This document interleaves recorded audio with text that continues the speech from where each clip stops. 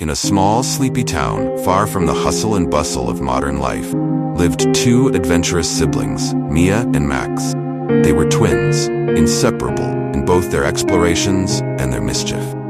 The twins had always been fascinated by history, often dreaming of what it would be like to experience the past firsthand. Little did they know that their innocent curiosity would lead them on the adventure of a lifetime.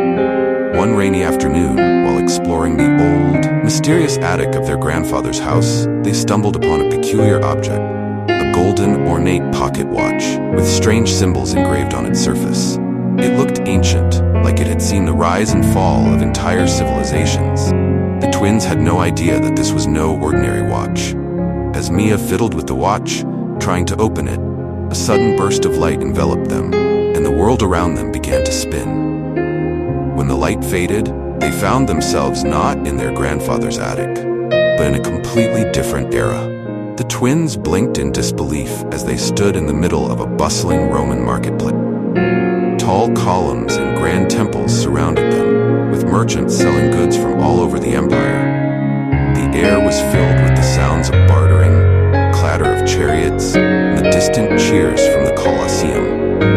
Mia and Max quickly realized they had somehow been transported back to ancient Rome. Dressed in simple tunics that matched the attire of the locals, they blended in as best they could. They marveled at the sights, statues of gods, grandeur of the architecture, and the sheer scale of the city. But their excitement soon turned to anxiety when they realized they had no idea how to get back home. The twins explored the city, trying to find someone who could help them understand the watch.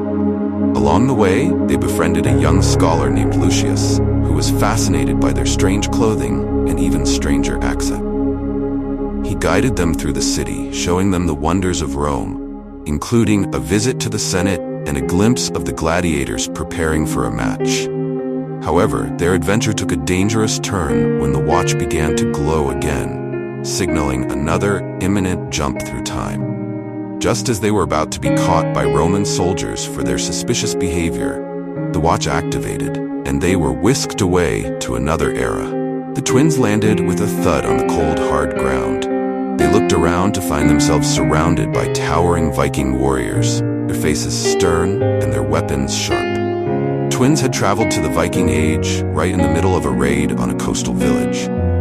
Mia and Max had to think quickly to avoid being captured or worse. They managed to gain the trust of the Vikings by helping them navigate a dangerous storm, using their knowledge of modern science and a bit of luck. The Vikings, impressed by the twins' bravery and ingenuity, welcomed them into their camp. The twins spent days learning the ways of the Norsemen, how to sail a longship, how to survive the harsh conditions, and even a few words of Old Norse.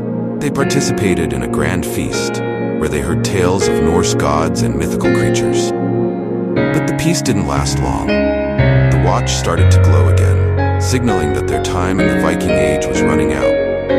As the Vikings prepared for a great battle, Mia and Max were once again swept away by the watch, just as the first arrow was loosed. The twins landed in the heart of Florence, Italy, during the height of the Renaissance.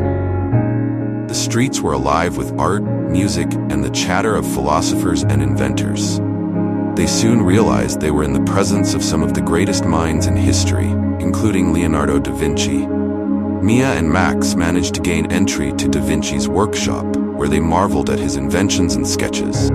They even helped him solve a complex problem with one of his flying machines, using knowledge from their own time. Da Vinci, intrigued by the twins' strange ideas, took them under his wing, teaching them the importance of creativity and innovation.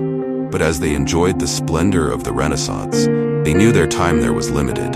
The watch had begun to glow once more, brighter than ever. The twins bid a heartfelt farewell to Da Vinci, who gave them a small sketch as a token of remembrance. As they activated the watch once again, they couldn't help but wonder where or when it would take them next. In a surprising twist, the watch transported Mia and Max not to the past, but to a future they could barely comprehend. They found themselves in a world of towering skyscrapers, flying cars, and advanced technology. The cities were vast, and the skies were filled with neon lights and holographic advertisements. They soon realized they were in a future where time travel was not only known, but had been perfected.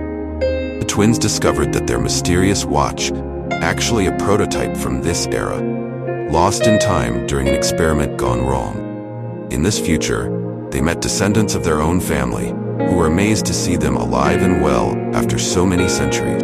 They learned that their grandfather had been part of a secret society of time travelers, and the watch was his way of passing down this incredible legacy to them.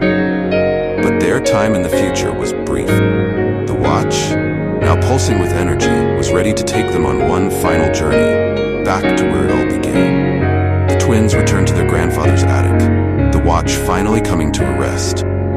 They were older, wiser, and forever changed by their incredible journey through time. They knew that the watch held many more secrets. For now, they were content with the knowledge that they had lived through some of the greatest moments in history. As they placed the watch back in its box, they exchanged a knowing glance. The world, both past and future, was full of mystery, and they had only just begun to scratch the surface. Who knew what adventures awaited them next? With that, they closed the attic door, ready to face whatever came next, knowing that time was on their side.